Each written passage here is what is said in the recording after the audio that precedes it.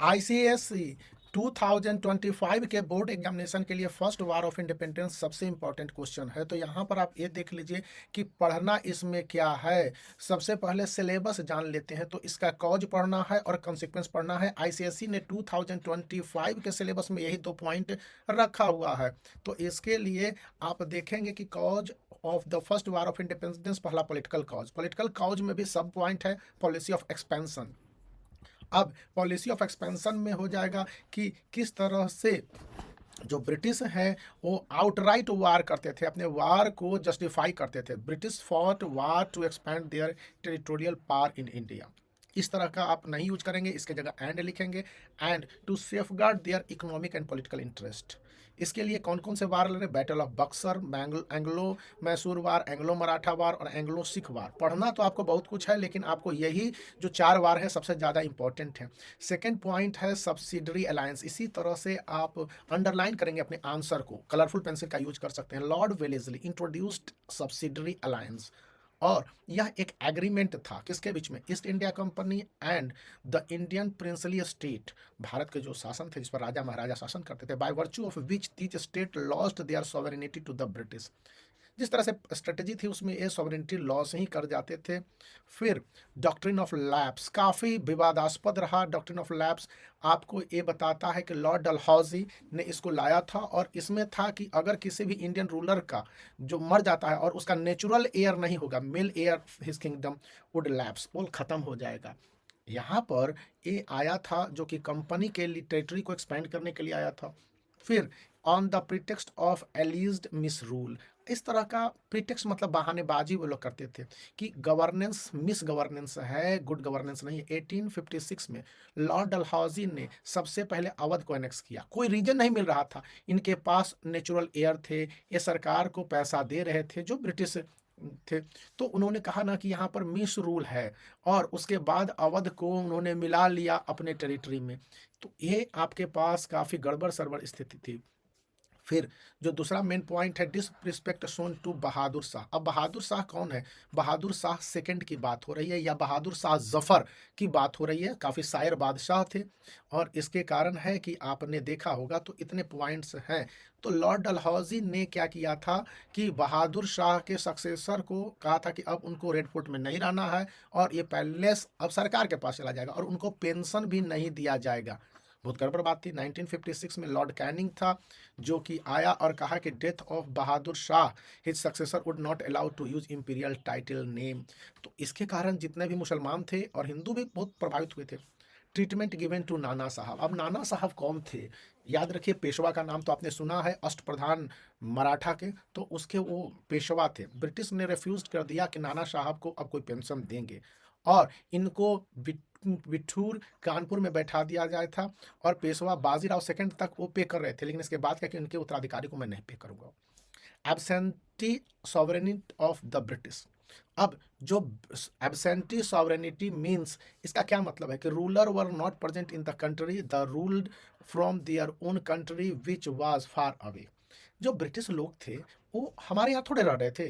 उनकी राजा रानी या जो इंग्लिश ईस्ट इंडिया कंपनी थी, ये तो वहाँ से रह के रूल कर रहे थे। तो इसके कारण भी एक बहुत बड़ा रीजन हो गया कि भारत के लोग असंतुष्ट हो गए। देखिए, सोशियो रिलीजियस कॉज है, social interference with the social customs. अब ये देखिए, बहुत सुनने में अच्छा लगता है, सती प्रथा का एबोलिशन होगा 1929 में, विडो रिमैरेज एक्ट आ गया 1856 में। लेकिन भारतीय समाज जो हिंदू और मुस्लिम था वो काफ़ी रूढ़िवादी था, इन एबोलिशन को डिसलाइक किया था, और अपने सोशल कस्टम में एक तरह से कहिए कि मान लिया था कि आक्रमण है। फिर अप्रहेंशन विथ मॉडर्न इनोवेशन, नए नए टेक्नोलॉजी ला रहे थे, जैसे रेलवे लाया, फिर टेलीग्राफ लाया, फिर उन्होंने पोल इसके लिए लगाने शुरू कर दिए, फिर टेलीफोन भी उन्होंने लाया। और ये सब भारतीय लाइक नहीं करते थे। भारतीय लोग परंपरागत और साधारण पद्धति से जीने वाले लोग थे।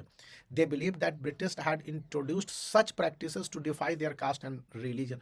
और ब्रिटिश लोग आउट स्पोकन थे, भारतीयों को गंदा बोलते थे। तो इसके कारण भी था कि मॉडर्न टेक्नोलॉजी है, जैसे कि मिल वगैरह को लाए थे, तो बहुत सारे लोगों के कारोबार छीन गए थे। तो एक बहुत बड़ा रीजन बना। फिर रेशियल डिस्क्रिमिनेशन भी कर रहे थे। अभी मैंने बोला ना कि ब्रिटिश ऑफिशियल कभी भी बढ़िया से बिहेव नहीं करते थे भारतीयों के साथ। और इनका पूरा मोटिव यही रहता था कि किसी भी तरह से हम भारतीयों को अपमानित करते जाएं। अब भारतीयों को आप अपमानित कीजिएगा तो ये लोग तो बहुत गड़बड़ सड़बड़ कंडीशन में रहेंगे। तो इसके कारण भी इन लोगों ने काफ़ी हद तक अपने आप को मान के चला कि नहीं भाई, ये तो हमारे एथि के खिलाफ है, रूल के, हमारे परंपरा के खिलाफ है। और इसके लिए उन्होंने काफ़ी गड़बड़ सड़बड़ कंडीशन को पेश किया। जैसे ब्रिटिश बिलीव करते थे अपने आप को सुपीरियर, और इंडियन को अलाउ करते थे कि वे ऐसे पॉलिसी में रहे जो कि कंटेम्प्ट हो जाए, हेट्रेड की पॉलिसी है। फिर करप्शन इन एडमिनिस्ट्रेशन, देखिए इंग्लिश ईस्ट इंडिया कंपनी थी, इसमें बहुत ज़्यादा करप्शन था। पॉलिसीज और पेटी ऑफिशियल थे, अपना बिजनेस करने लगे थे, और गरीबों का बहुत शोषण होता था। यहाँ पर जुडिशियल सिस्टम इतना करप्ट था और इतना बायस्ड था कि काफ़ी इन लोगों के साथ गड़बड़ सड़बड़ कंडीशन हो रहे थे।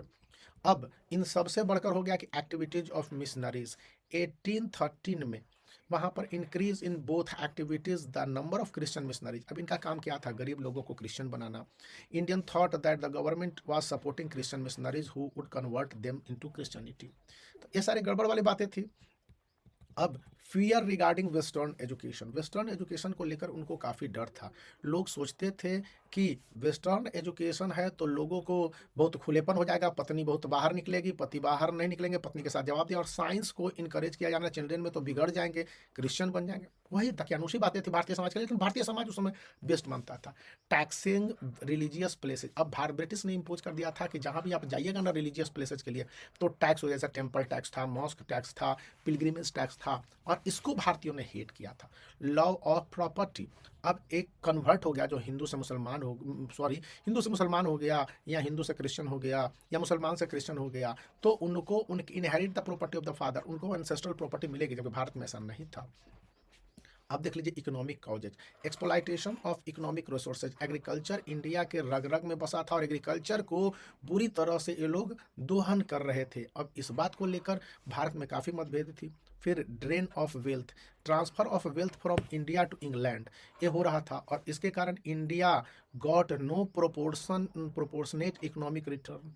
जितना भारत से वेल्थ जा रहा था उसका 1/3 या 1/10 भी नहीं आ रहा था, जिसको कहते हैं ड्रेन ऑफ वेल्थ। इसको एक बुक लिखा था, poverty and un British rule in India, by Dadabhai Naoroji, the grand old man of India. तो एक बहुत बड़ा रीजन बन के उभरा था। फिर decay of the cottage industries and handicraft, thousands of artisans and craftsmen lost their sources of livelihood, उनका जीविका खत्म हो गई थी क्योंकि उनका कॉटेज इंडस्ट्री खत्म हो गया था, रॉ मटेरियल को अंग्रेज अपने साथ ले जा रहे थे। Economic decline of peasantry, British ने लैंड रेवेन्यू को डबल कर दिया था, लैंड पर भी टैक्स लगा दिया था एग्रीकल्चर प्रोडक्ट पर बंगाल में, और इसके कारण जो लैंड रेवेन्यू था, बहुत सारे पीजेंट्स थे वो या तो बर्बाद हो गए, या कर्जदार हो गए, या अपनी ज़मीन को बेचने के लिए साहूकार को बाध्य हो गए। Growing unemployment due to annexation of native states, thousands of soldiers, officials and singers, बहुत सारे लोग थे जो राजा पर डिपेंडेंट होते थे, वे अनएम्प्लॉयड हो गए, और military judicial post became unemployed. तो वो लोग अब क्या करेंगे? उनकी जीविका का क्या आधार रहेगा? इन सबसे बढ़कर था इनह्यूमन ट्रीटमेंट था इंडिगो कल्टीवेटर के साथ। बिहार में ये कहा जाता था कि 20 कट्ठे का एक ज़मीन है, टुकड़ा है, उसमें से 3 कट्ठा आप इंडिगो का प्लांटेशन कीजिए, और इसके लिए पहले पैसा दे दिया जाता है एडवांस पेमेंट, और फार्मर इतना करता था तो ये ज़मीन उसका बंजर हो गया। फिर अगले साल 3 कट्ठे के ज़मीन में वो किया, और फिर उसका ज़मीन का पार्ट खत्म हो गया। इस तरह से 20 कट्ठे का जो एक प्लॉट होता था ना, वो पूरी तरह से बैरन हो जाता था, और उनके साथ अच्छा ट्रीटमेंट भी नहीं था ब्रिटिश के साथ। वे पीजेंट्स को हार्ड वर्क करवाते थे और प्रॉपर उसको रेवेन्यू भी नहीं देते थे, और इनह्यूमन बिहेवियर करते थे। Poverty and famine, there were 12 major and numerous minor famines थे जो 1765 से लेकर 1857 तक हुए थे। ड्रॉट थे, बैड एडमिनिस्ट्रेशन था, नेचुरल कैलामिटी था, इसको कौन देखेगा? Decline of land aristocracy, 20,000 states, मतलब जमींदार लोगों का अपना एक राजशाही टाइप का चलता था, वाज कॉन्फिस्केटेड एंड लैंडलॉर्ड। अब ये लोग बेरोजगार हो गए और इनके पास कोई जीने का साधन नहीं था, तो ये लोग भी अब अगेंस्ट हो गए थे ब्रिटिश के।